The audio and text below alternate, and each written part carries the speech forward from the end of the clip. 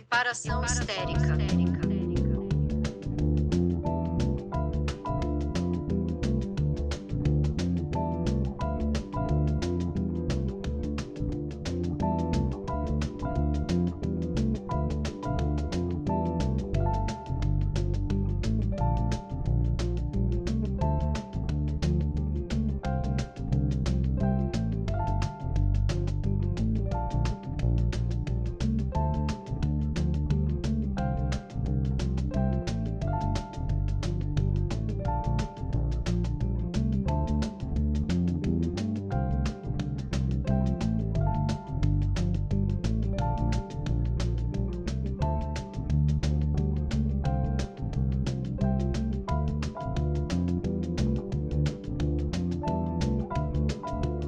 Reparação histérica. Olá, ouvintes e amigos internauta que veem nossas faces, porque apesar de eu estar com a 10ª gripe, eu tenho uma boa face. Este é o Reparação Histérica e temos aqui as deusas Miri Lacombe, Manu Cantuária. Agora elas têm que falar algo, porque tem gente que tá só ouvindo. Fala, Digam algo. galerinha! Ih! Oi, Vai ver. galerinha, amei, galerinha. Vocês já viram aquele meme que a menina fala, a mãe fala, oi, galinha, oi, galinha? Ai, oi, galinha, Oi, é muito fofo. oi, galinha. Aí E a ela avó fica, oi, fala, galinha! Oi, galinha! oi, galinha, oi, galinha. É muito bom, é muito fofo. Bom, hoje trago um tema para o qual eu sou muito ignorante e vou falar coisas horríveis aqui. E o meu papel hoje é aprender com Miri e Manu e ser perdoado por quem ouve, porque eu realmente não entendo desse assunto e já me peguei fazendo humor. Tirando sarro mesmo do chamado sagrado feminino, que eu gostaria de entender o que é, porque como que o sagrado feminino chegou em minha vida? Com mulheres me dizendo que eu tinha que amar a minha menstruação. E eu gostaria de me dar o direito de não amar a minha menstruação. Eu acho um saco menstruar. Eu acho... É tudo ruim, né? Uma semana antes eu fico irritada, inchada, que com 30 anos era legal, porque o inchaço significava seios muito duros. Hoje em dia o inchaço significa uma barriga de 8 meses de gravidez. Tenho uma enxaqueca bizarra um dia antes e no primeiro dia e depois no último dia. Então são 3 dias, no mínimo, de enxaqueca bizarra por mês. E acho menstruar um saco, detesto ficar menstruada, não gosto. E depois me falaram também que poderia regar plantinhas da minha casa com a minha menstruação. E eu tô preferindo, sei lá, ler, ganhar dinheiro, transar, conquistar o mundo. Então eu não sei direito o que é o sagrado feminino. Então eu queria começar, e aí não sei se Manu ou Mili, por favor, digam pra mim que é mais do que isso. Não, ó, vamos lá, vamos todo mundo juntas aqui num só coração, porque antes eu vou entrar aqui, vou fazer uma introdução pra gente pegar pelo chifre esse conceito que, tadinho, é bem patinho feio mesmo. Mas, assim, a Tati já falou o que mais ou menos era o sagrado feminino pra ela. Eu vou dizer o que era pra mim também, porque aqui a gente tá aqui pra se expor. Eu queria antes ouvir a Milha, a impressão que ela tem, mas pode botar pra fora, porque a gente vai macetar, porque é perfeitamente compreensível a gente ter uma impressão preconceituosa disso. Eu achava que sagrado feminino era passar menstruação na cara. Regar as plantas com menstruação, que diz que era bom pra elas, e plantar a lua. E fazer dança do ventre. Então, essa era a minha impressão. Não era uma impressão muito legal, não. Mili, quando você pensa nesse conceito, o que vem, assim, na sua cabeça? De alguma impressão, de alguma coisa, assim? O que você sente? Então, acho importante a gente fazer essa ressalva de que, assim, a gente vai navegar por águas turvas. E essa é a proposta. Quando a gente se encontrou, a gente falou, vamos sair das nossas trincheirinhas, né? Vamos fazer um podcast em que a gente se exponha mais, né? Porque nós já somos 3 mulheres que a gente se expõe para viver, né? Mas vamos se expor nesse lugar talvez a gente não saiba muito bem o que são essas coisas, né? Então, eu vou dar a minha impressão a partir desse lugar, assim. Eu tenho uma preguiça tão enorme do sagrado feminino, porque, assim, eu parei de menstruar, né, gente? A menopausa, essa coisa tão... Esse continente desconhecido chamado menopausa, Ele é um lugar bem bom, assim. Eu nunca me dei muito bem com a menstruação, eu tinha cólicas horrorosas. Era sempre assim, a escolha entre me dopar ou ficar com ser hospitalizada, porque eram realmente. E não era nada, tá? Eu investiguei, não era só uma dor medonha, acho que era sei lá, não sei o que era. Mas então eu tenho uma preguiça desse lugar. E ao longo do podcast, eu vou dizer o que me incomoda, mas eu queria primeiro ouvir Manu, porque Manu já deu uma palhinha para a gente, já rachou minha cabeça. E a gente sabe que as fissuras é por onde a luz entra, né? Então vamos lá. Então, pra cima deles, meu Flamengo. Que é o Ah, seguinte, caramba, precisa gente. falar Flamengo, mas vamos lá. Tem, olha só, que sem preconceito, tá? Como é que é? Vai Corinthians, então. Vamos virar flusão. É, então tá bom. Eu também sempre fui a pessoa mais cética e cínica do mundo em relação a esse assunto. O sagrado feminino é um conceito mesmo que arrepia a espinha de muitas feministas, porque nós, mulheres modernas, que queremos direitos iguais, visibilidade, sucesso profissional, então a gente vê a princípio todo esse campo semântico como uma coisa cafonérrima. E isso acontece porque, de fato, esse é um conceito que foi super esvaziado. Se você der um Google, a chance de achar um monte de coisa esquisita, né, caindo numa autoajuda esotérica, mequetrefe, chimbalaie, é bem grande, né? Lembram que teve aquele, cara, um negócio de mandala de prosperidade de mulheres, que basicamente era um esquema de pirâmide, né? Um negócio absurdo. Então, a ideia de círculo feminino, que essencialmente pode ser bem interessante, acaba virando estelionato, porra. Então, daí nós, mulheres inteligentes e intelectuais, obviamente, vamos achar isso um grande kkk. Então, isso é compreensível. Primeiro, porque nós somos educadas como indivíduos, como sociedade, para desprezar o feminino. O patriarcado parte exatamente desse ponto, e o patriarcado não é só uma hierarquia de gênero. É uma hierarquia do masculino sobre o feminino. Aqui já está a primeira confusão, porque a ideia patriarcal do que é feminino, que está em voga torando até hoje, é o quê? O feminino são características associadas às mulheres que englobam passividade, submissão, fragilidade, delicadeza, beleza, inferioridade, dependência, um emocional à flor da pele, uma predisposição a cuidar e ser cuidado e por aí vai.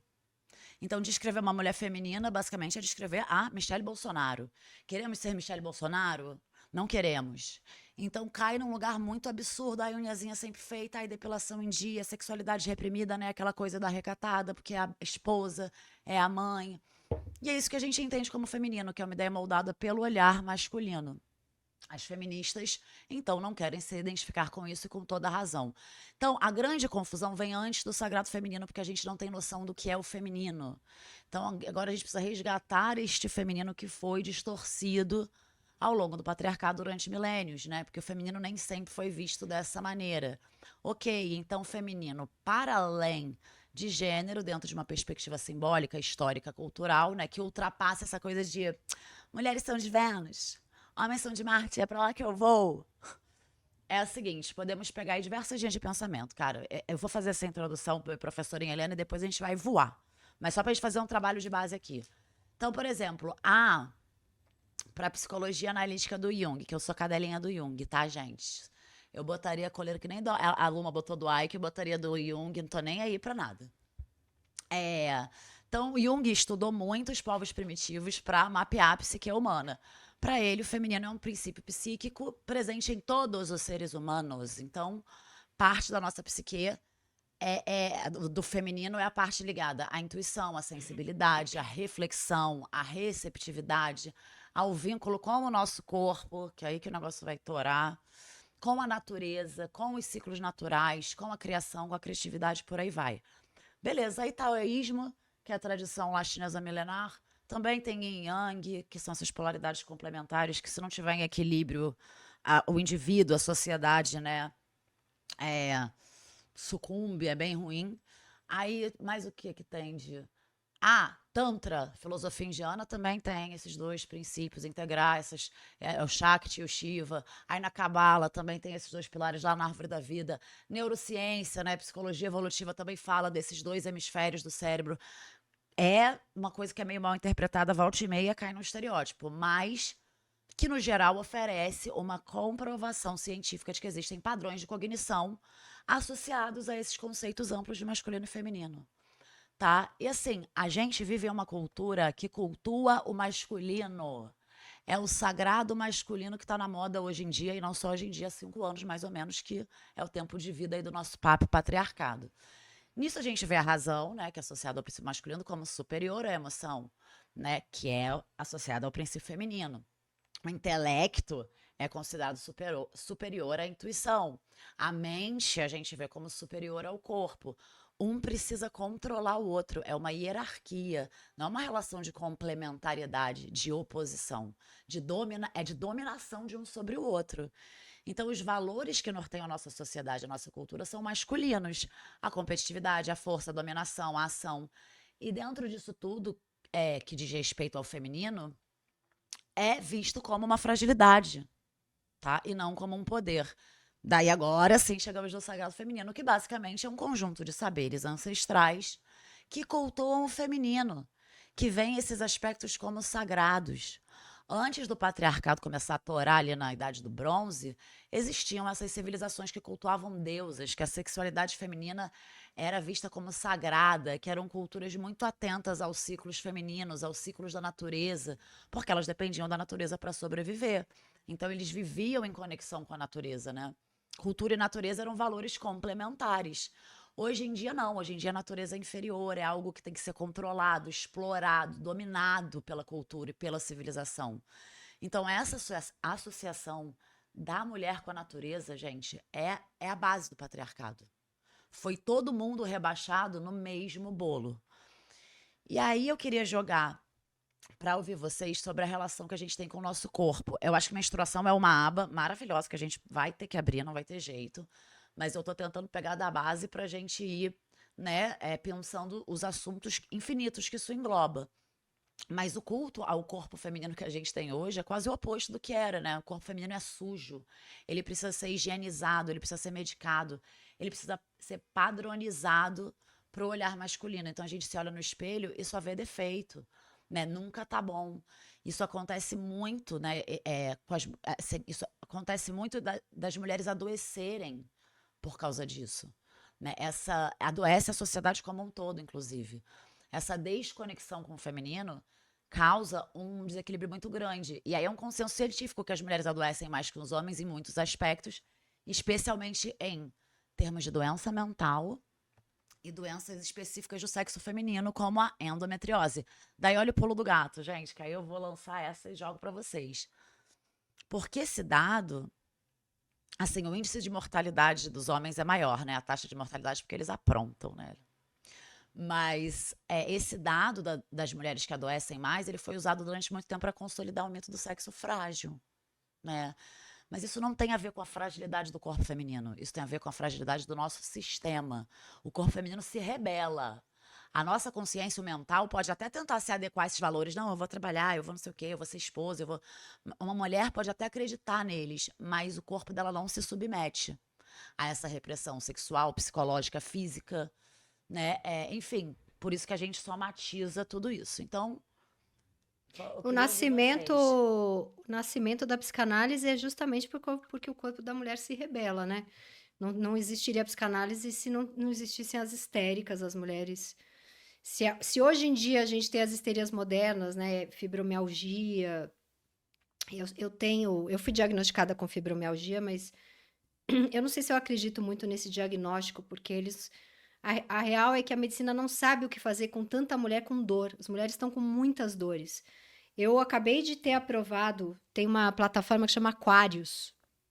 A gente consegue assistir pela Amazon, pelo Prime, e que faz documentários. E eu consegui vender um documentário para essa plataforma sobre dor crônica em mulher. Então, eu já comecei agora a pesquisar, vão ter algumas mulheres contando as histórias, e eu vou contar, eu tenho dor no corpo crônica há 20 anos. E melhora, piora, eu entro em momentos assim, em estágios, em fases que eu não consigo nem fazer exercício físico, e aí eu não consigo fazer e ela piora, mas se eu fizer ela piora, e aí é uma coisa que não consigo sair disso. E o que eu trato na minha terapia há mais de. Bom, eu já estou em terapia há muito tempo, mas especificamente com esse analista, que eu estou há uns 6 anos, a gente fala muito da minha desconexão completa com o meu corpo. Eu sou uma pessoinha dentro da minha cabeça, que foi como eu entendi que eu ia sobreviver lá atrás.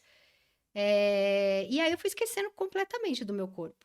Então, quando chega para mim que o sagrado feminino é regar planta com menstruação, e eu tô lá tendo que sustentar 3 casas e ser muito forte para sobreviver em mercados machistas, que é onde eu circulo, eu penso, eu não tenho tempo para isso. Mas é óbvio que o sagrado feminino chegou para mim, e por culpa minha, porque eu não fui ler mais sobre isso, de um jeito que era uma piada, né? Obviamente que não é isso. Por isso também que eu quis começar falando a maneira errada como eu entendi para escutar a Manu.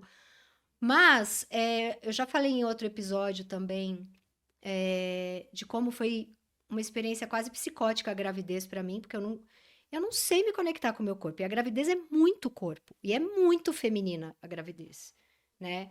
E então tinha, assim, eu me pegava, eu vou falar um negócio, nem sei para onde isso vai, tá? Mas eu me pegava tendo sensações que eu nunca tinha tido na vida, como por exemplo, eu grávida, eu comecei a ter pensamentos, primeiro muito associados a coisas que minha avó gostava de fazer, a minha bisavó, a minha mãe.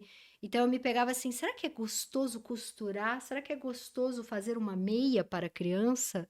E eu pensava, eu tenho que lutar com isso, porque isso é um desejo de mulheres do meu de passados familiares que eram submissas a homens que iam para a luta, para a vida, para a sociedade, elas ficavam em casa fazendo crochê. Então, vinha algumas coisas estranhas em mim que eu negava completamente. Eu não sei se isso é feminino, mas outras mais femininas, como por exemplo, sei lá, eu fiquei meio tarada na gravidez, assim. Eu pensava muito em me masturbar na gravidez, era muito um chamado do meu corpo, né? E vinha muito uma coisa de querer me passar creme, uma coisa de, sabe, de me aproximar do meu corpo, de conversar com o meu corpo, de conversar.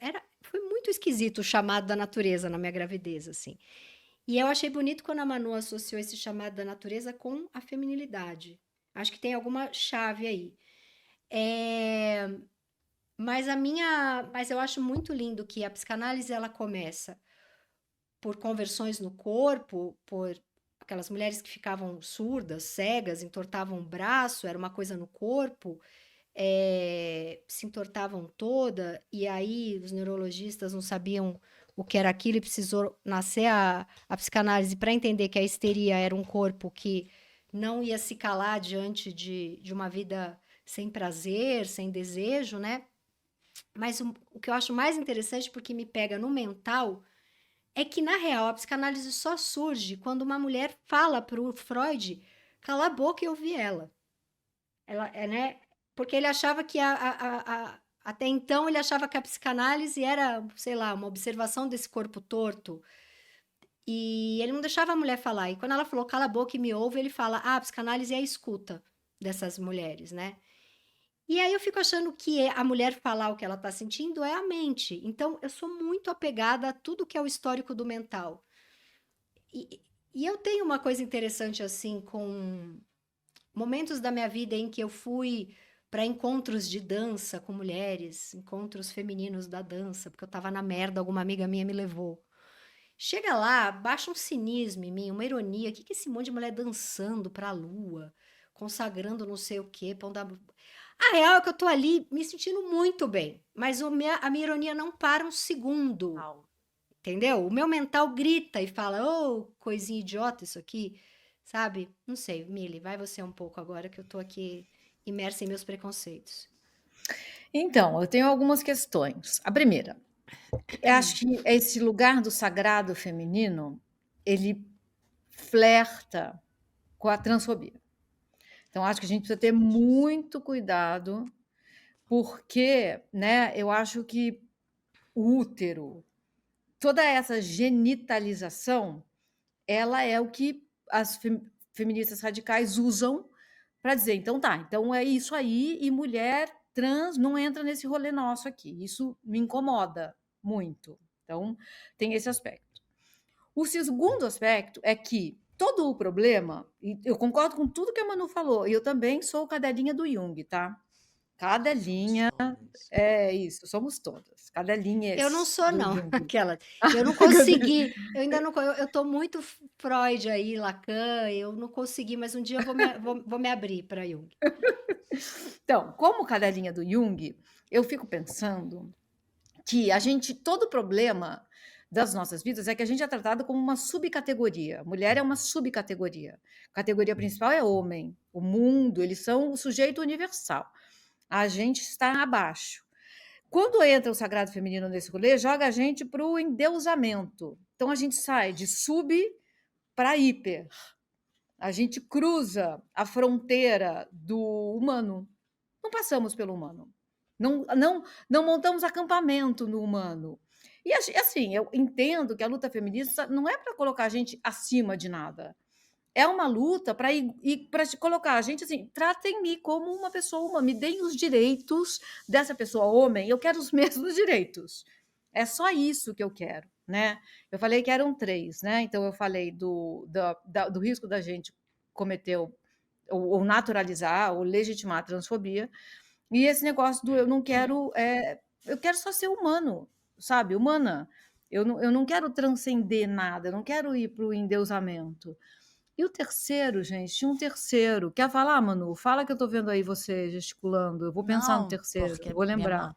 me emocionei aqui, porque é, eu entendo tudo que você fala e eu já tinha isso mapeado, porque é uma questão realmente delicada. E aí eu vou tentar introduzir esse assunto de uma forma que a gente consiga, sei lá, ficar na mesma página. De fato, para essas culturas primitivas que tinham uma relação com a natureza, o culto feminino era muito importante porque eram sociedades que se organizavam com essa dependência da natureza. Então não era uma questão, era muito baseado na cooperação e não na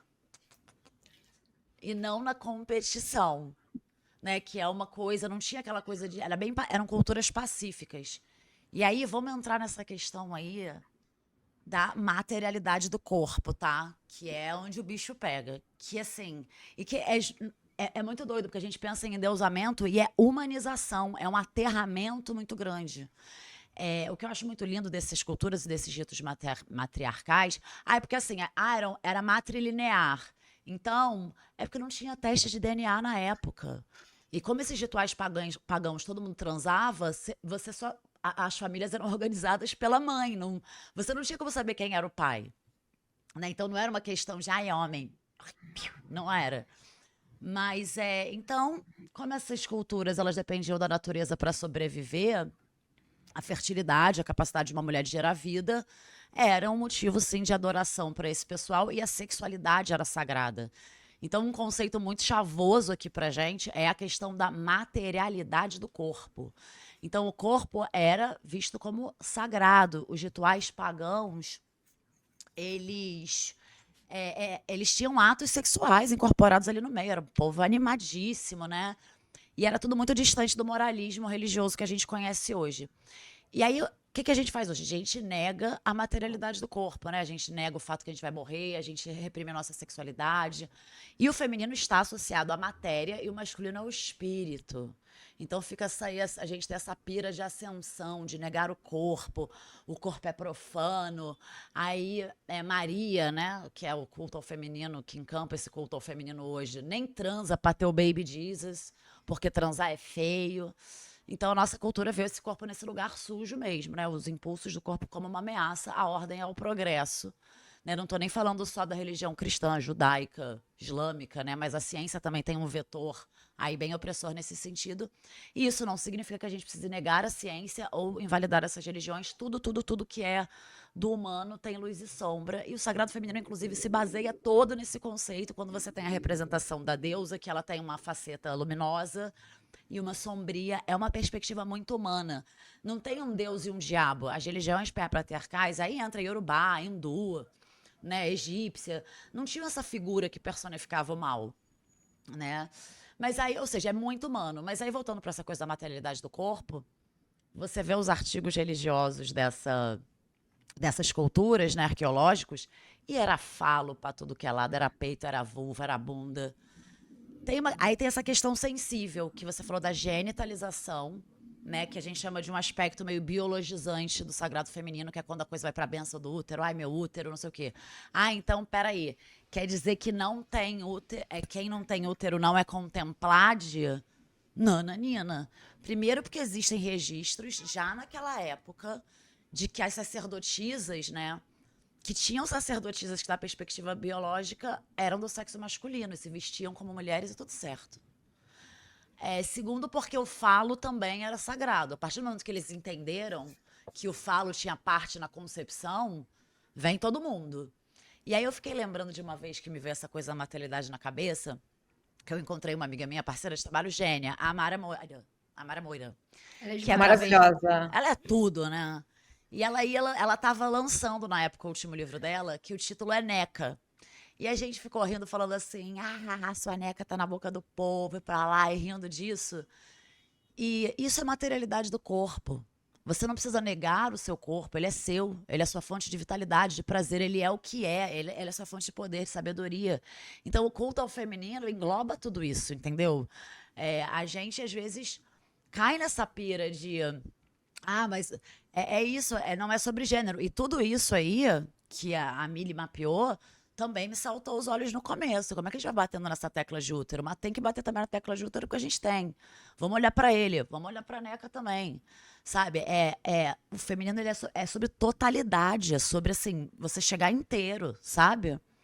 Então tem meio que isso. Isso é um Mas, ponto. Manu, de ação, assim, prática. Eu tô que nem eu quando vou na terapeuta da minha filha, porque, assim, eu amo psicanálise, amo tudo isso que você tá falando, mas às vezes eu me pego, assim, e olha que eu estudo, leio muita psicanálise, mas na vida prática, principalmente quando eu tô com a minha filha ali no dia a dia, que chegam as questões todas da convivência, aí eu marco uma conversa com a terapeuta dela e ela fala do crescimento, da beleza, do criar, do brincar, né? Todos aqueles verbos terminados em ar. Daí eu falo, tá, e na vida prática, o que que eu faço quando ela me enche o saco, né?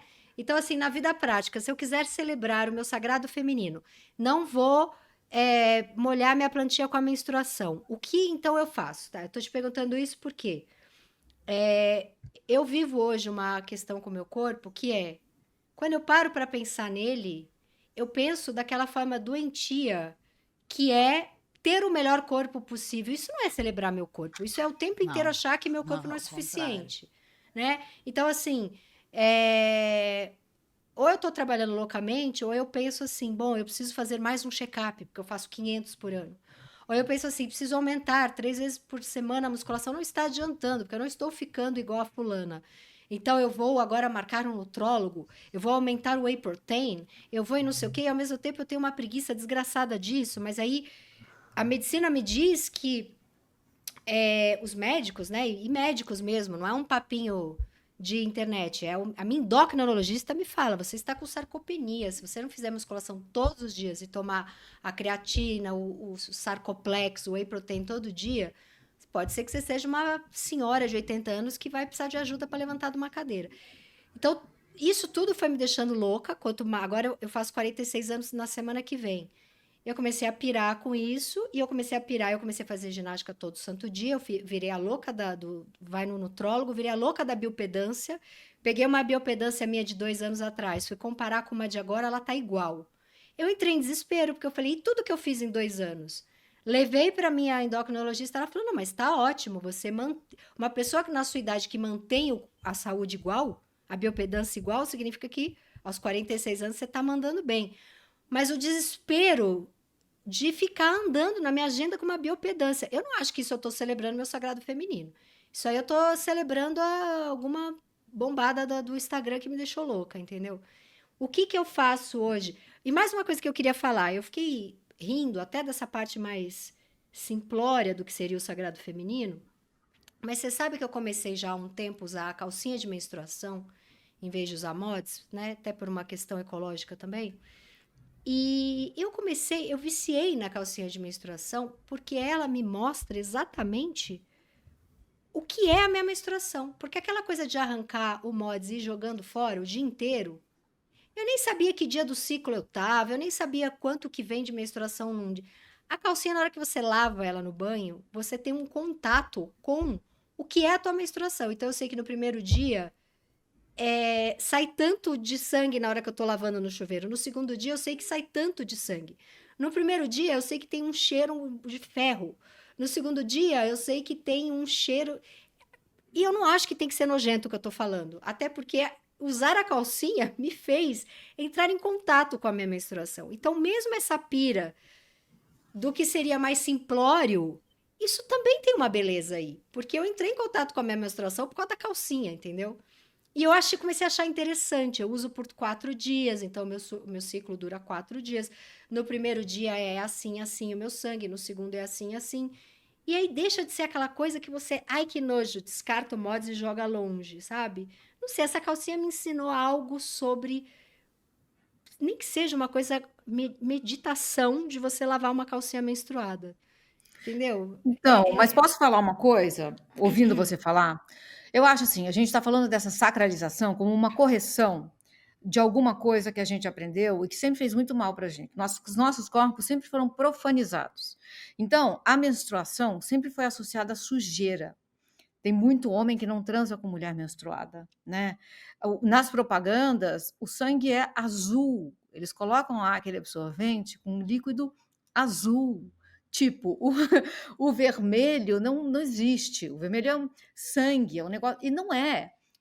A menina ficar menstruada é um ritual, deveria ser. O menino não tem isso, né? O menino, em algumas culturas, na nossa, por exemplo, tinha a passagem da calça curta para a calça longa, né? Era uma espécie de ritualização. Outras culturas, povos originários, têm rituais para meninos. O nosso corpo ritualiza a nossa passagem. Tem alguma coisa acontecendo ali, mas ninguém fala sobre isso. É só sujo. A partir de agora, coisas horrorosas podem acontecer. Esconda o máximo que você puder. Esconda o máximo que. Eu lembro, assim, minha primeira menstruação, o que as minhas amigas faziam para me levar o absorvente no banheiro. E o medo de sujar a roupa. Então, a gente tenta sacralizar, talvez porque nós sejamos profanizadas. Nosso corpo é o oposto, né?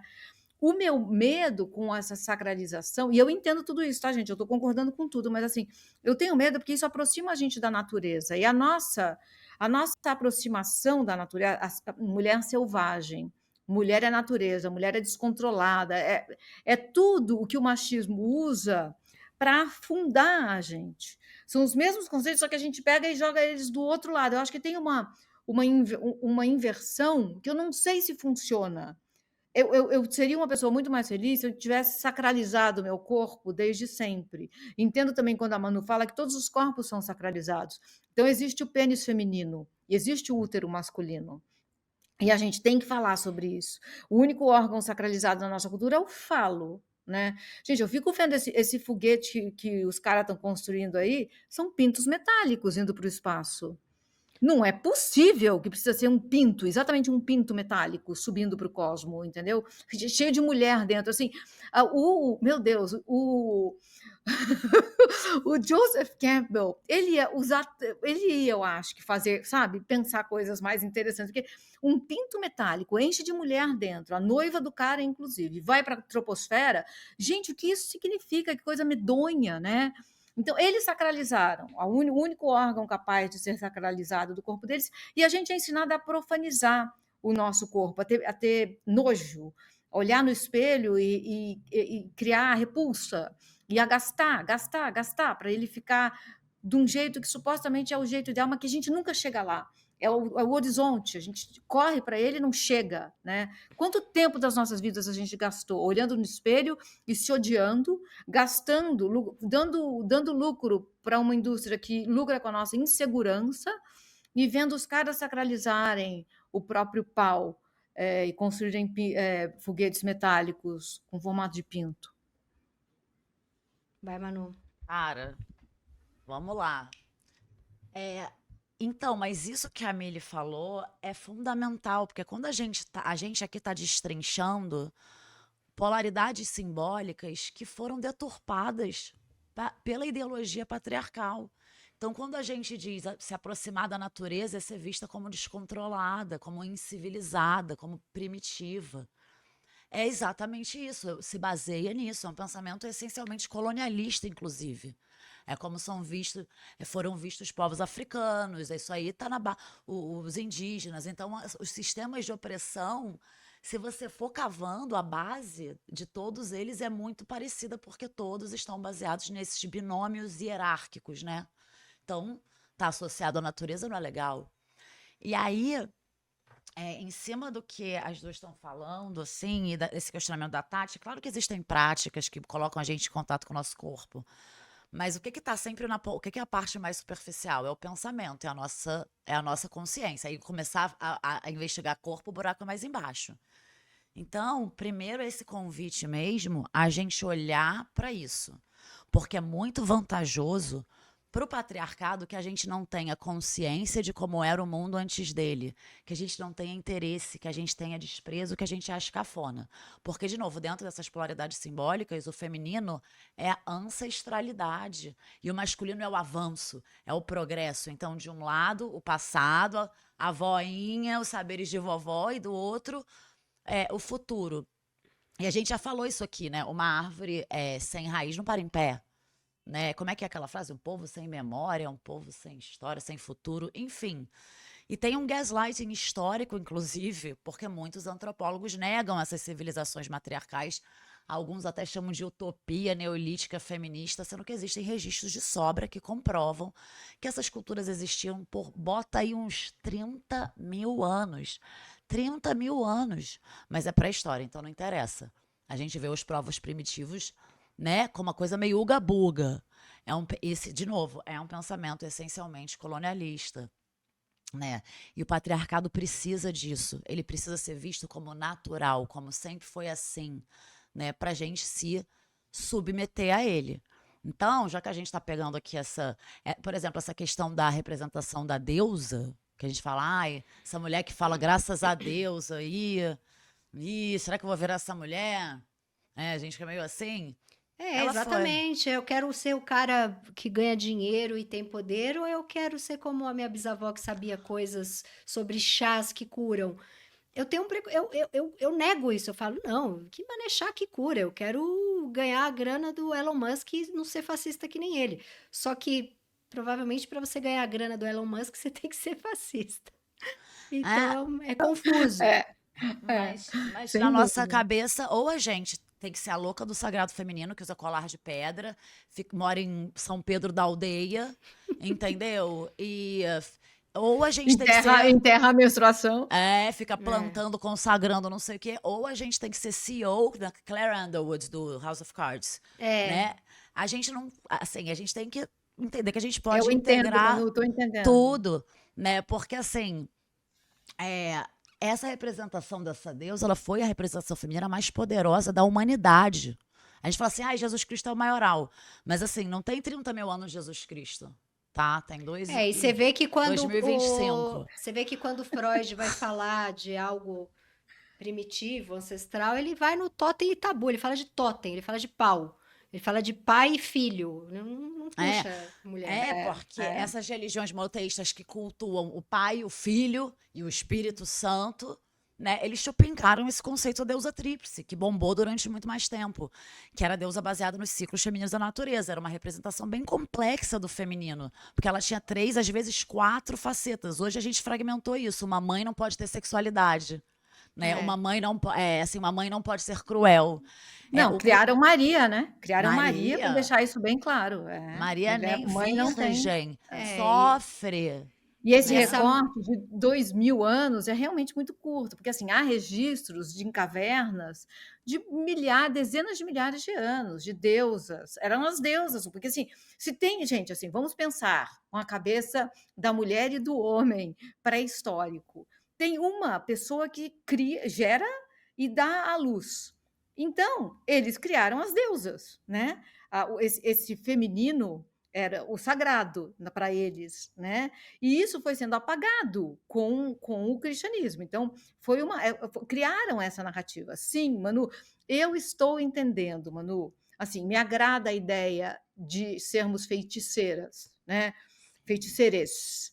Mas é Isso. isso, mas jogaram as mulheres nesse lugar, é tudo bruxa, né? Vamos Isso, queimar. como se fosse ruim, né? Como se fosse Uhum. ruim. E bruxa, assim, você chega na menopausa, tem gente assim, acredita em mim. É uma calmaria que vem com calor, vem o corpo falando coisas com você também, porque nunca ninguém estudou, né? Nunca ninguém estudou o que é a menopausa. A medicina não liga para isso, não liga até hoje. Mas é uma calmaria. É o primeiro que tem aquele livro de 4 que a gente falou aqui. Tem uma coisa muito curiosa também que eu nunca vi ser dita sobre a menopausa. Quando a menopausa está chegando, vem uma libido, vem um negócio, vem uma coisa de eu vou gozar todos os dias da minha vida para sempre, sabe? Vem isso, assim, é como se fosse um portal. Hoje eu enxergo assim, né? Como se fosse esse portal que a gente passa. E aí vem a menopausa e é uma calmaria. Eu acho que todas somos feiticeiras nesse lugar, né? E acho essa ideia muito bacana, assim, porque a gente tem essa sabedoria ancestral e a gente pode usar ela, pode saber fazer chá, erva, e tem uma intuição, com todas essas características atribuídas ao feminino. O meu problema é que o sagrado feminino, talvez reforce o regime binário da diferença sexual, e eu acho que isso precisa acabar. Eu acho que homens e mulheres precisam se encontrar num lugar de que tudo é sagrado. A gente existir nesse planeta é um milagre.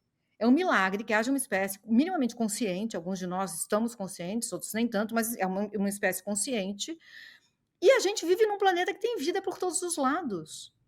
Isso é sagrado. Que haja uma espécie que consiga habitar esse planeta, essa é da ordem do sagrado. Então, isso me encanta. Me encanta saber que há úteros masculinos e pênis femininos, testículos femininos, sabe? Bucetas masculinas.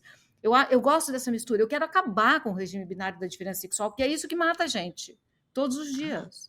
E esse é o grande pulo do gato que o patriarcado conseguiu emplacar, a hierarquia de gênero, né?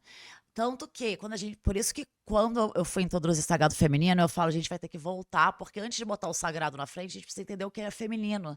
Porque eu entendi o sagrado feminino como mulheres são as maiorais assim, e tinha o masculino, né? Na verdade, é como princípio. Os homens iam nos templos para se reconectar com o feminino deles. Então, era uma outra. A nossa ideia fica também. É muito. Teve uma hora que a Tati falou assim: porque eu sou uma pessoa muito mental. Você e a torcida do Flamengo. Amiga, todas somos, a gente é muito mental. Aí eu vou falar de menstruação, que a Miri falou da menopausa, assim, dessa perspectiva, né, matriarcal, porque é um conceito importantíssimo, né, para esse pessoal. E a gente vê realmente a menstruação como um grande desconforto. Mas o que causa esse desconforto, principalmente, não quero generalizar, é uma sociedade que incentiva, né, todo mundo a produzir o tempo todo, e a mulher, então, que já é explorada em tantos níveis, que se vire. Então, foda-se que você tá com cólica, que você tá sangrando, que você tá molinha, que você tá sensível, que você queria ficar deitada.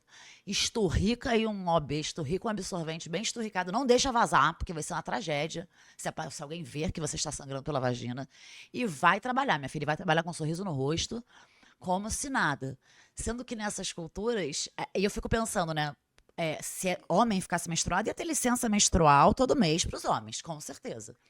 E nessas culturas, as mulheres menstruadas, elas tinham uma licença para se isolar na choupaninha delas, para descansar, para criar, para transar, inclusive, que é o que a Miri falou, porque é um sexo sem o intuito de procriar.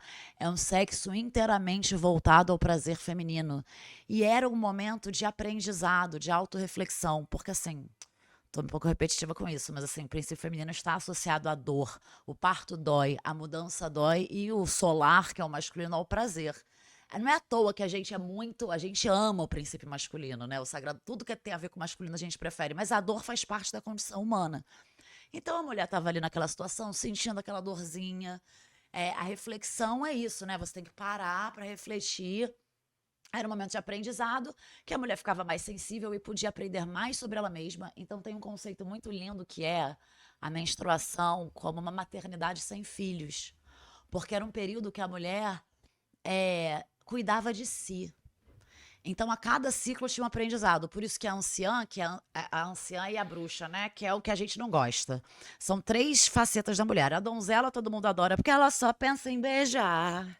Ela tá ovulando, sabe? Ela é novinha, aquele lado nosso. É a lua crescente, é a primavera. Essa o patriarcado até gosta, até, né, transforma em puta. Mas assim, gosta. A mãe também. Agora, a bruxa, que é a anciã, a feiticeira, o sombrio, essa mulher que é cruel, que assim, que tem esse domínio, ninguém gosta. E aí, como as menstruações eram aprendizados, a anciã, quando entra na menopausa, ela é conhecida como a mulher que sabe. Ela já aprendeu com os ciclos dela. Então ela chega num lugar de sabedoria, simbolicamente falando. Ela não precisa mais, ela não fica mais refém dessas oscilações, né? E é muito lindo, gente. É assim, só de você entrar em contato, vai curando uns negócios, assim, que você. De que o mundo ele pode ser diferente, ele foi diferente. Porque aí a gente vai encontrando a base, as regras do jogo patriarcal mesmo. Ah, olha só, transformaram a anciã, entendi, porque a anciã era a autoridade máxima. Agora esconde essa mulher embaixo da cama, que ninguém quer olhar pra cara dessa bruxa, dessa véia. Então a gente vai entendendo, assim, as regras do jogo e se aproximando disso, olhando para isso com mais carinho, olhando para essa ancestralidade, falando, ai, que legal, tem um resgate feminino que eu posso fazer. E a partir daí, como vai botar isso em prática, é muito doido, porque quando eu dou aula de roteiro, eu sempre falo da história do Tony Soprano, que ele é um chefe da máfia que tem síndrome do pânico, ou seja, o corpo dele está falando um negócio ali para ele, e ele precisa entrar em contato com as emoções, certo? Ele faz terapia, correto? E ele não pode falar pra ninguém que ele faz terapia porque é emasculante um homem entrar em contato com as emoções. Isso é profundamente feminista, gente. Isso, a gente não precisa, às vezes, ter uma personagem feminina, porque a emoção é colocada nesse lugar inferior. Então, quando a gente vê que a solução para esse homem que é poderosíssimo é entrar em contato com as emoções, então, assim, como entrar em contato com as nossas emoções, com a nossa intuição, esses saberes ancestrais que a gente fala assim, isso não é ciência, né, que vai destruindo qualquer possibilidade de, né, olhar para isso, olhar para esse tipo de coisa, jogar um tarozinho, pensar no arquétipo astrológico, isso vai trabalhando a nossa intuição, né? Então isso é muito legal, ser bruxa, ser mágica, sabe? Você sabe que ouvindo vocês falar, eu fiquei pensando um pouco do meu funcionamento, como é. Em algum momento eu entendi que eu queria participar do capitalismo. A gente não, porque eu acho assim, a gente participa apenas, né? Estamos aqui, né? A gente Milha até se isolou no meio do mato, mas está aí participando do capitalismo. Tem como que tem que fazer. Mas em algum momento a gente entende que quis também, que não foi só levado a. A gente gosta do jogo, a gente gosta do poder, a gente gosta, né? A gente está inserida no capitalismo e somos pessoas progressistas de esquerda, fazemos nossas críticas, mas a real é que a gente tira prazer disso também, não dá para negar.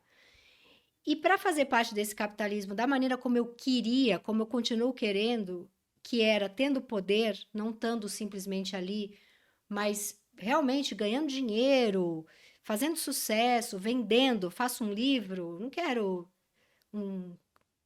duas pessoas da Unicamp me dando estrelinha, eu quero um monte de gente lendo e ganhar dinheiro com isso. O meu modus operandi, a minha carcaça nega o feminino, porque é uma maneira mais fácil de pertencer a essa engrenagem capitalista. Só que meu funcionamento é completamente maluco porque eu só escrevo com o meu feminino.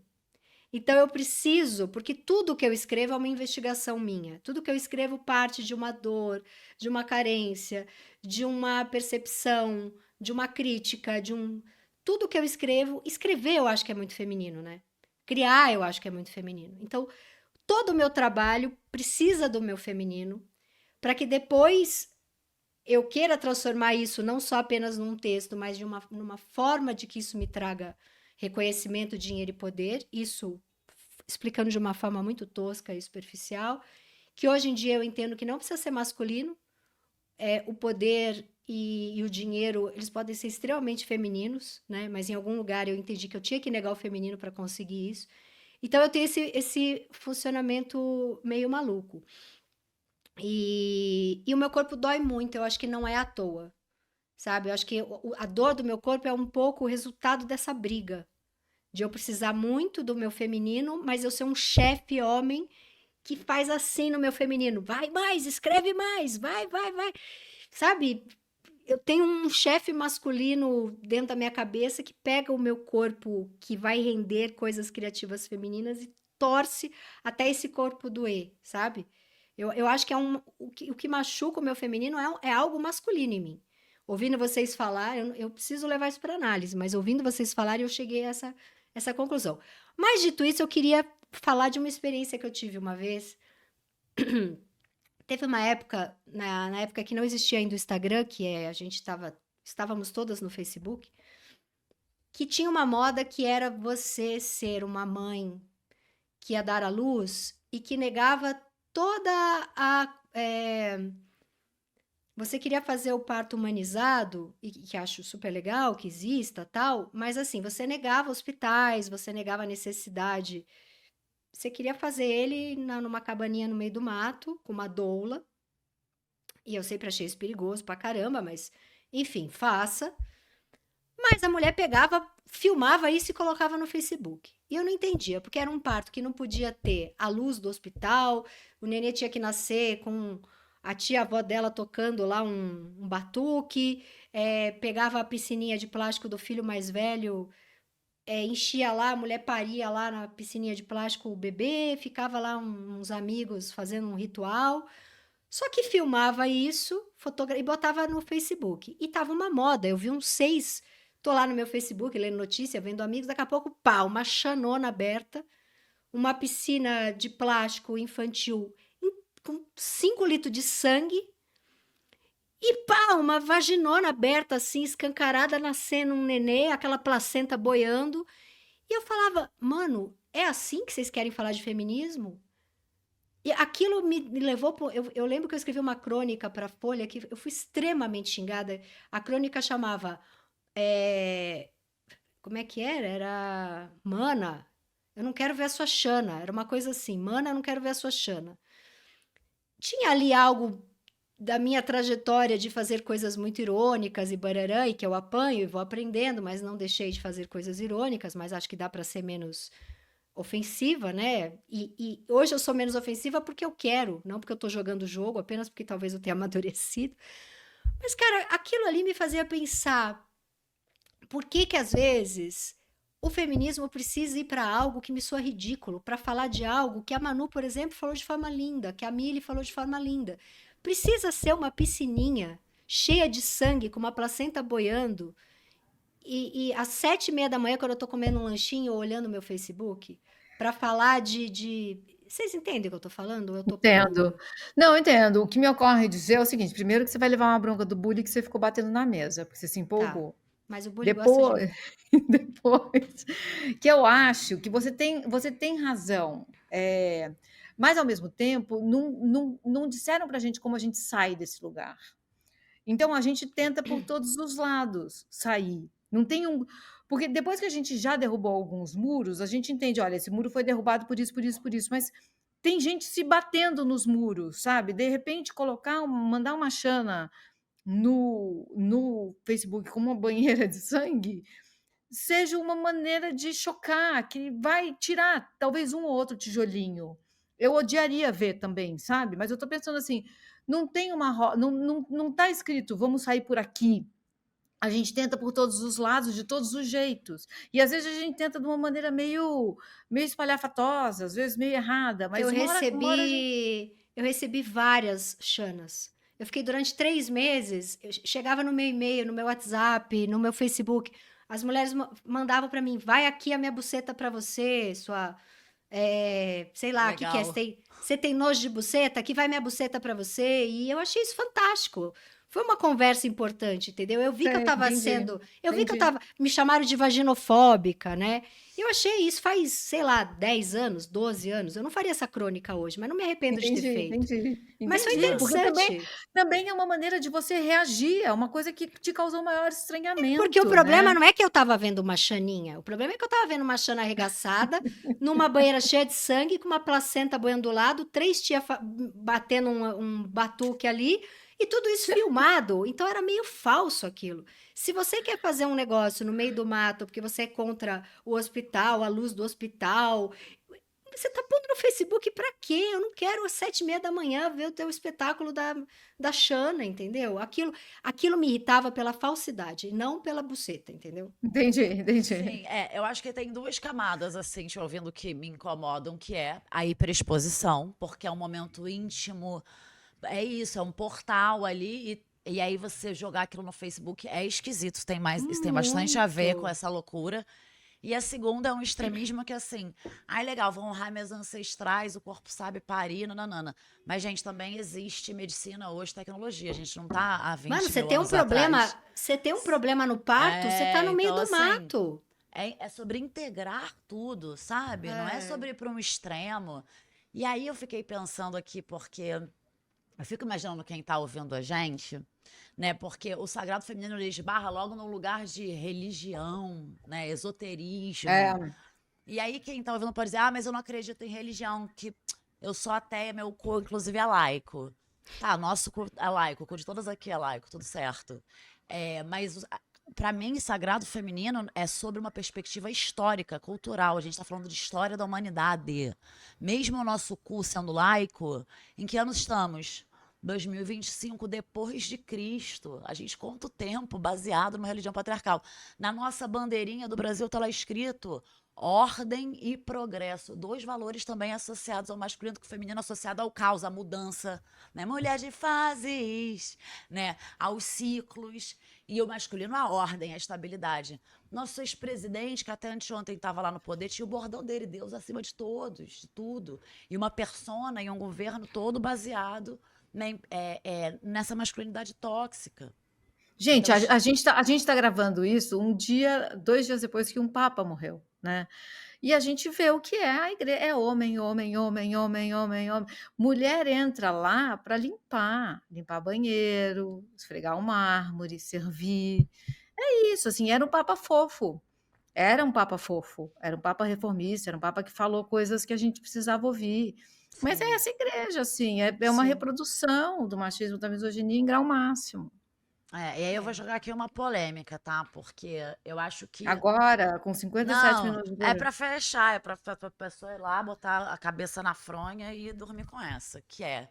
Bom, então a gente entende que o feminino de todo mundo é feridaço, né? Quando a gente falou de adolescência, a gente também tá falando. Então, deu no que deu. O mundo está aqui se acabando em barranco. Elege um Trump errado, capaz de não ter neto ninguém mais aqui, né? A gente tá na. E aí, o que a gente entende como sagrado feminino pode ser um caminho muito interessante de reequilibrar isso. E é uma coisa meio de dentro pra fora, é muito sutil, gente. Sutil é muito poderoso. E aí a polêmica é a seguinte: quando a gente fala do feminismo, cara, a gente gosta muito dele, né? A gente tá falando dele, a gente tá no campo político, a gente tá no campo objetivo, a gente tá olhando pra fora. Feminismo maravilhoso, te amamos, mas ele sozinho não dá conta, não. Tá? Ele sozinho não vai dar conta, tadinho. A gente tá sobrecarregando ele. É muito importante a gente olhar pra essa questão do feminino também, que é psicológica. E uma coisa linda também que eu queria falar, que é do cuidado, né? Aí a mulher é associada ao cuidado, mas o cuidado é do campo feminino. Aí a gente também fica, não quero cuidar, não quero ser cuidado, que eu sou feminista. Mas então tá, independente de gênero, tem uma descoberta arqueológica que eu acho muito linda, né? Porque o cuidado está associado à cooperação mesmo, ao cuidado com o outro. E a cooperação é essencialmente feminina, enquanto a competição é masculina, a luta é masculina. A gente precisa dos dois, cara. Só que tá meio desequilibrado. Aí tá. Pois é, já que eu tô morando aqui na pré-história, teve essa descoberta arqueológica. Não sei se vocês lembram que era um fêmur todo arrepiado de fratura que cicatrizou. E essa descoberta é considerada o primeiro sinal de civilização. Porque isso significa que esse indivíduo, esse tipo de fratura do fêmur, isso significa que ele foi cuidado pelos outros. Então ele precisou de ajuda para comer, para se locomover e se curar, que a cura também é um conceito feminino, tá?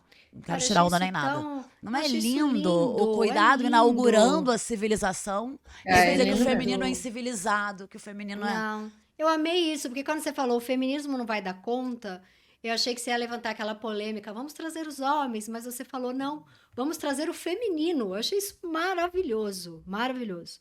Que Ó, é trazer os homens também, né? Porque o feminino tá em todo. sim, Boa. sim, sim. Bom, já temos aqui quase uma hora de programa, vamos puxar quadros. Eu vou trazer devo ter sororidade com esta vaca e vou contar duas histórias, tá? Primeira coisa que eu quero dizer é que isso junta também com a minha dica de livro, enfim, que a gente sempre dá a Boa, dica. porque eu vou juntar a minha também, tá Vou bom. juntar. Eu estava relendo Melanie Klein, para quem gosta de psicanálise. Eu gosto muito que a Melanie Klein era uma mulher que casou, teve os filhos dela, não pôde seguir uma carreira acadêmica por uma questão ali de ser uma mulher daquele século e daquele tempo. Só que ela ficou louca, ela ficou psicótica, ela não aguentou, ela não suportava a vida dela de dona de casa, mãe que ficava dentro de casa e precisou da psicanálise. E ela foi vendo que ela melhorava e ela resolveu ser ela, uma psicanalista, observando crianças que ainda não tinha a psicanálise voltada para criança. E quando ela escreve os primeiros livros, ela é muito criticada por não ter uma linguagem acadêmica. E só que acham o que ela fala, as teorias dela, muito legais e muito originais e muito diferentes, justamente porque ela não tinha aquele peso acadêmico, aquela coisa de ter que fazer para o outro bater palma dentro sei lá, de um corredor acadêmico mesmo. E era livre, o texto dela era livre. Então, quando ela ia publicar, as pessoas falavam: é muito interessante aqui o que você descobriu observando as crianças, mas me dá as suas anotações, eu vou levar para que alguém, provavelmente um homem, acadêmico, com uma linguagem que seja essa apropriada para a psicanálise, transforme o que você estudou numa linguagem para ser um livro de psicanálise. E ela dizia: não, se você quiser publicar, é exatamente como eu escrevi. Então, eu queria usar Melanie Klein para homenagear eu mesma, porque eu acabo de lançar um livro chamado A Boba da Corte, em que não se trata de um tratado sociológico, até porque eu não sou uma acadêmica, não fiz faculdade de ciências sociais e não tenho a pretensão de que aquilo seja um tratado acadêmico, mas ele é um texto sobre experiências minhas e sobre situações que eu vivi, assim como tudo que eu escrevo, né? Não tem a pretensão de ser um tratado sociológico, só que algumas pessoas, e fico sabendo mais mulheres, o que é muito triste, mulheres acadêmicas têm criticado por não ser um texto acadêmico, né? Agora, por que que, quando a gente está falando de comportamento humano e está mexendo com as pessoas, isso, por não ter uma linguagem mais barroca ou mais, sei lá, metida, cai um pouco nessa crítica, né, de que não tem essas pretensões, quando na verdade eu de fato não tenho.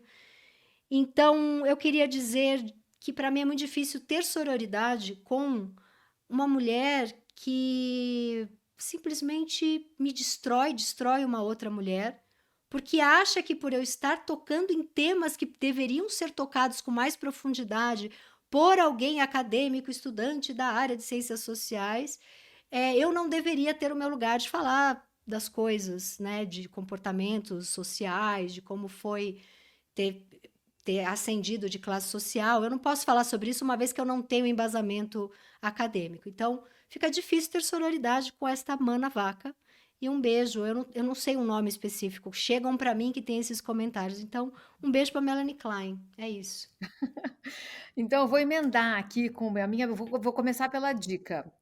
Porque eu acho que assim, é como se houvesse um livro. Cada um pode olhar para um assunto do jeito que bem quiser, a partir do seu ponto de vista, né? E eu li esse livro aqui, ó.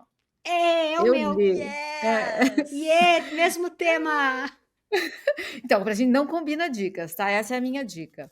Porque, assim, é maravilhoso, e é maravilhoso justamente pela linguagem. Mulheres escrevendo com uma linguagem como essa, que você não quer soltar o livro, você quer continuar a ler. Alguém falando sobre pertencimento, que é uma história nossa, de todo mundo essa história, né? As histórias são diferentes, mas a busca é a mesma. É maravilhoso. E assim, eu também cresci dentro desse seio social aqui, né? E é muito bom a gente poder tirar sarro disso. Aliás, é o deboche permitido, a gente precisa fazer isso. Algumas séries têm feito isso com extrema elegância e desenvoltura. E aí eu lembrei, quando eu estava lendo, eu entendi a cena da masturbação no White Lotus. Porque a Hum, vida dentro dessa elite, ela é incestuosamente masturbatória. muito E bom. é isso, entendeu? É isso, é disso que se trata. E esse Perfeito. olhar de fora, de alguém que vem da periferia, sei lá, eu grudei nele, eu li em algumas horas. Então eu vou deixar essa dica, o lançamento não interessa, porque quando for ao ar já vai ter sido o lançamento. Mas aqui, ó, é a boba da corte, dessa maravilhosa Tati Bernardi, a minha dica. Sou E eu. também tem, eu vou só falar do meu quadrinho rápido, porque também tem uma passagem aqui sobre palhaços. E eu tenho problema, eu tenho muito problema com palhaço. Eu sei que não é certo como a personagem do livro coloca, que não é muito certo a gente ter essa raiva de palhaço, mas eu tenho medo de palhaço. E uma vez eu estava andando na rua, porque o palhaço parece estar sorrindo, mas às vezes ele não está. E isso me deixa muito apavorada. Eu estava andando na rua e veio um palhaço na minha direção, porque agora tem nas grandes cidades tem palhaços espalhados por aí vendendo coisas, sei lá. O palhaço veio na minha direção e me pegou. É um palhaço homem, né? Bem fácil colocar a mão no meu braço, assim, colocou a mão aqui no meu bíceps. E na hora eu reagi, eu peguei o palhaço, gente, eu ia bater, saí batendo no palhaço. Graças a Deus, eu vi o olho de pânico do palhaço. E eu falei, nunca mais encosta numa mulher, eu nunca mais me engano, não sei o que. E ele falou alguma coisa de Deus, eu mandei ele enfiar Deus no si, gente, foi horrível. Mas assim, aconteceu isso, então foi eu reagi. Este foi o quadro Mili batendo em Sai com pessoas. Cara, sai com Psycho Psycho Millie, um Millie. oferecimento Psycho Millie é bom demais, É muito cara. bom, é muito bom. Manuzinha, você. Tem muitos livros sobre essa questão do feminino e tal, que eu acho legal da gente citar aqui. Eu lembro do Mulheres, Mitos e Deusas. Agora eu tenho que lembrar quem é o feminino através dos tempos. Eu tenho que lembrar a autora aqui, deixa eu ver. Mulheres, Mitos e Deusas. Qual é o nome da bonita? E a Marta Neca, né? Robbins. Você A falou da Neca. Neca Jamara Moira. E tem um que eu amo muito, que esse, gente, eu na época que eu tava começando os meus estudos de feminino, de sagrado feminino, eu tinha até vergonha de ler na rua, porque a capa dele é super Wicca. Se chama Mistérios da Lua Negra, da Demetra Jorge. E ela fala exatamente sobre as deusas obscuras, que são as deusas sombrias, que é a que dá mais medo na gente, sabe? Que é o lado bruxa mesmo. E que falam também sobre uma fase da vida. É isso, que a gente está se transformando, que pessoas morrem, relacionamentos acabam e que a gente fica muito deprimida. A gente tem, assim, essas fases e a gente lida muito mal com elas, né? É a fase minguante, é a fase que tem que let it go, a gente não quer, a gente é apegado. Então, esse livro me ajudou muito, porque conhecer essas representações também ajudou a que a gente fica muito apavorado, porque a gente acha que tem que estar. Ela só pensa em beijar, né? E de repente, que é o meu signo da donzela, é esse. Entendeu? E aí a gente acha que tá deprimida. E nem tá, é uma fase da vida que é mais. Sim. Gente, tudo. e Vulneráveis Venceremos, que é o melhor curso da vida. Maravilhoso. Melhor título, melhor curso. Gente, a turma esgotou, mas você entra lá no site, bota a coisinha, o nome na lista de espera e fé. E aí, Isso aí. sabe o que eu ia falar também? Um pedido que eu queria deixar para as nossas telespec ouvintes? Hoje, dia 23 de abril, dia de São Jorge. É o meu aniversário! aniversário. É meu aniversário. Então, por favor, me deem parabéns. É o presente que vocês vão me dar. Eu quero parabéns de todas em forma de engajamento aqui pra gente. Porque a gente Boa. merece. Engaja, gente. Engaja com a Assina. Manu, gente. Boli, o que tem que falar? Assina, vai, vamos lá, todo mundo falando. Curte. Se inscreve no canal, curte. Que mais? Compartilhe. Compartilha. É isso. Tá. Inscreva-se, curte e compartilha. Isso. Bom, então acabou. eu vou tomar mais uma cortisona, porque eu tô com faringite há um mês. E não faço isso em casa, não tome cortisona. Quem assistiu a gente pelo YouTube percebeu que esse meu olho tá caído, porque eu fiz colonoscopia, tomei uma anestesia para fazer a colonoscopia, esse olho nunca mais voltou. Então, se alguém souber o que eu posso fazer para esse olho voltar Eu vou ligar pro meu depois. irmão agora. Gente, por que que a anestesia? Porque assim, eu tomei anestesia na sexta, a gente tá gravando esse programa na terça, o meu olho não voltou. Vou Eu ligar tenho pro meu uma. irmão e te mando uma É. mensagem assim que ele me Então, responder. se você for uma neurologista aí, ou conhecer um neurologista e quiser falar por que que meu olho caiu na anestesia também, tô aberta aí. Dá para... Comenta. Comente. E até semana que vem. Ê! Faringite não. Tchau. Um Beijinho, beijo. beijinho. Tchau, gente. Reparação histérica.